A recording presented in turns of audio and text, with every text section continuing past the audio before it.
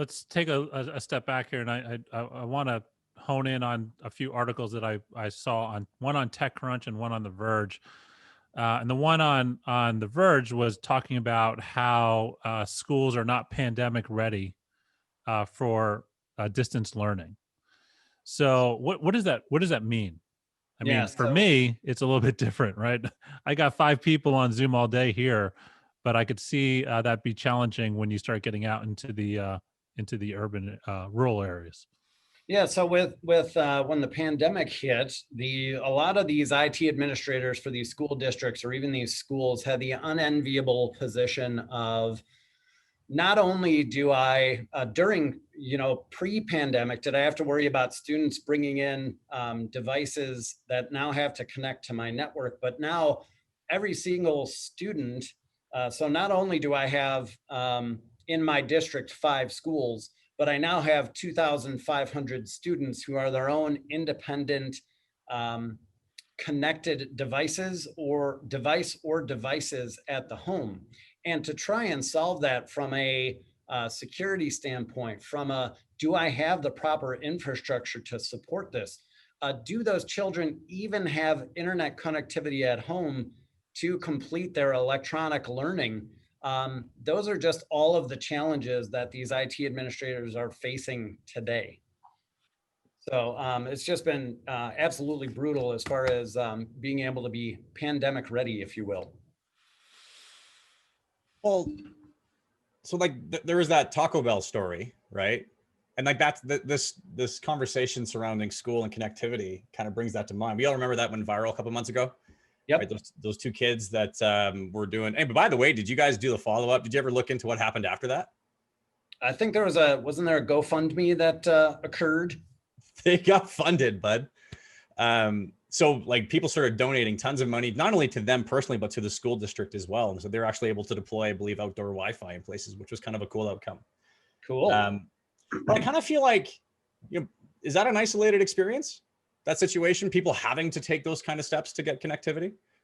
No, absolutely not. So schools have a lot of good programs and technology programs. There's E-rate initiatives, which are very much focused on getting a school's network up and running and able to support all of those students and the faculty and the teachers.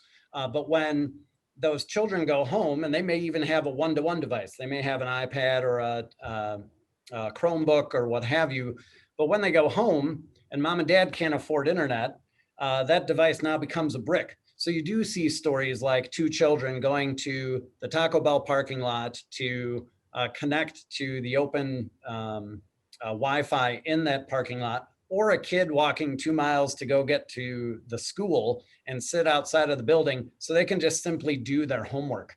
And that is a problem. That is a major problem. Yeah, I'd say so. John, was there anything you want to add to that? Yeah, a bunch. I think education was hit the hardest in the pandemic. I mean, it was chaos on a lot of different fronts, which we all know, right? We're all living in it. Chris has got 5 people home doing Zoom calls, and the rest of that, our space got a little bit smaller and our internet a lot smaller. But you talk about the number of devices that came on into these schools immediately. Everybody went to a one-to-one initiative, which was kind of, we were heading there. We were probably 3 or 4 years out before the pandemic of doing a one-to-one initiative, and now, every single school and their brother has had to move into a one-to-one environment. And what does that look like from a management point, and like you said, Zach, a security point, break fix, being able to handle the workloads, right? Because a lot of schools started back this year and brought all those devices that they went one-to-one with last year. So we had all kinds of crazy last-minute technology upgrades, speeds, more Wi-Fi, better density, running like crazy in the educational environment.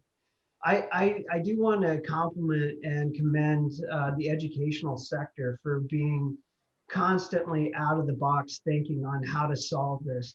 There was no direction. There was no, this is how we can make it work 100%, and everybody was different. But I saw some of the most amazing ideas come out of how to handle and how to set up.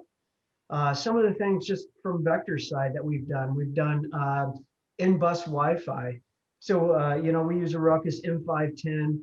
We actually backhaul it to the school. So Ruckus M510 is an LTE-based internet access point. And we ended up using the school buses with their DC powered batteries and putting these out into rural areas and providing hotspot coverage for them. So they didn't have to walk 2 miles to the school. You know, maybe they were right outside, or maybe some of them were able to get it from in their house. But again, it was out of the box thinking.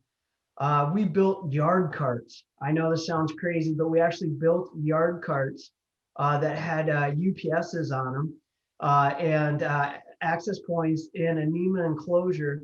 And we would actually, because one of the big initiatives in Michigan was to utilize our warm weather while we had it during our school year and do outside classrooms instead of being inside. Well, obviously getting Wi-Fi outside sometimes is not the easiest thing to do and get expensive.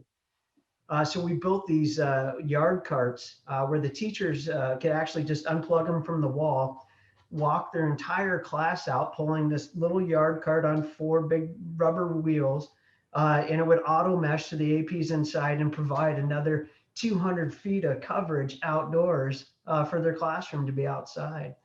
Yeah, there's a lot. The sad part, though, and I think the part that we always have to remember is the rural areas and the impoverished areas, and how do we make something there better than what these temporary solutions that we've come up with, right? Which were band-aids that are going to get us through to it, but we really need to put our brains together, our heads together, initiatives together. That's what I loved about this Million Mile program from CommScope is that's what we need to be doing. We need to be figuring out how to solve this problem and get internet to these places that don't have it. So I'm laughing because I'm like, wow, it's amazing how one typo totally changes everything, right? We're gonna make it to 1,000,000 miles, John. We're starting with 1,000,000 feet. Oh, I'm sorry. I thought 1,000,000 feet was too little. We got to do 100 million miles, man. We actually decided that 189 miles was exactly enough. Okay. But actually, I think it comes down to the fact that the 1,000,000 feet is the first 1,000,000 feet.